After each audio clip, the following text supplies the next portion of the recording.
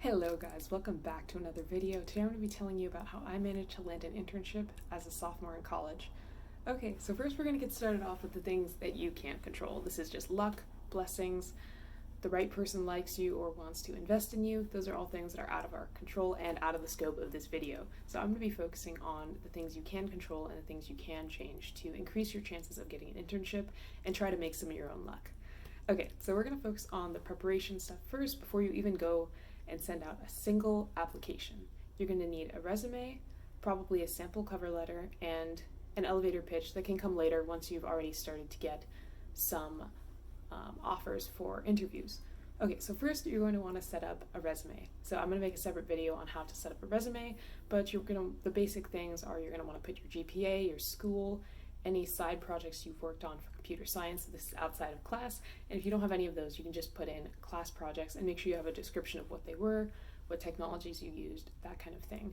And you're also going to want to put your location. I do not mean your exact address because that's not safe, but you're going to want to put like your general city or state location or country. So after you have that, you're going to want to make a simple cover letter. You can find a bunch of these online. You're going to want something like that. And you're also going to need to do something that I hadn't heard about at all before I started doing interviewing and stuff like that, which are coding challenges. So a lot of companies these days, especially if they're a technical company, are going to ask you to do some kind of coding challenge before they even send a recruiter your way to interview you and see if they like you. So what a coding challenge is you'll be given a short prompt, and then you're going to have to solve that prompt in whatever language you choose, usually with a certain runtime or passing certain test cases. So they use these coding challenges to kind of see where your software knowledge is at, if you know the language well, and of course if you've been preparing doing coding challenges before you got to their company's interview process. So you're going to want to make sure that you're doing coding challenges. You're going to have your resume reviewed by a lot of people who preferably already have a job or have already gotten an internship. Or if you're going to college, you can get your college people to review this resume for you.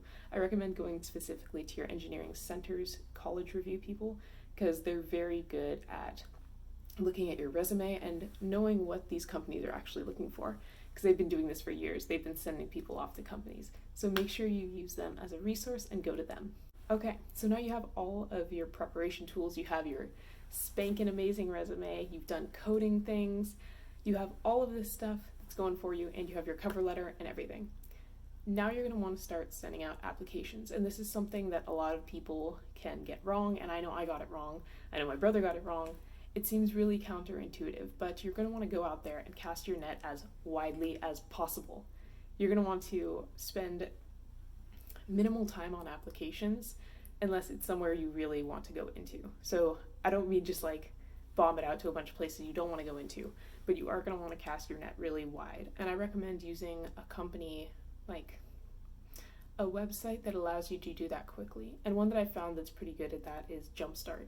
And they're now calling themselves Canvas. It's a rebrand. I'm not really sure why they're doing it, but they are rebranding to call themselves Canvas. And what they let you do is they let you apply to about 10 companies every single day really, really quickly.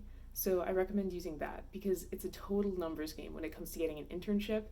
And that being said, some people can get the first place that they apply to, but it's like super, super unlikely. And just to give you some like personal experience of my experience getting an internship this summer, it took me over 258 applications to get an offer. And I might not be the best candidate, I might not be the worst candidate, I'm not sure where I fit in. But that's how many applications it took me. And I ended up getting 5 different interviews. So it really is a numbers game, and you can never apply to too many places. So just make sure that you keep applying and try to do it every day in the morning. That's what I would do. I just log into Jumpstart every morning and apply to 10 jobs and then say, cool, that is checked off my list. And another thing about setting up these routines where every morning you're applying to a certain number of jobs is even if you don't get an internship this summer, you know that you did everything that you could and that you set up a process to try to achieve your goals. And so even if you don't get it, it's like, okay, I really tried. And also connecting with recruiters and stuff like that and going to events. And if there's a company who's coming to your college, virtually or in person, to hold an event, make sure you go to it. Make sure you talk to the recruiter. Make sure you connect with them on LinkedIn. because you never know which one connection, or maybe that person's going to lead you to somebody else who leads you to your internship or your dream job at, let's say, Chipotle, because I love Chipotle. Who doesn't love Chipotle? But yes, so it's really important to like say yes to these events and things, even if you're like, oh, I'm not really sure I want to go. That event could lead you to the person who leads you to an internship. So it's really important to go to these career events and just keep investing in yourself. If you have any other tips for how you got an internship or any questions about internships in general, make sure to leave them in the comments below, and I'll make sure to get to those as soon as I can. Thank you for watching. Have a great rest of your day, and good luck in your internship search.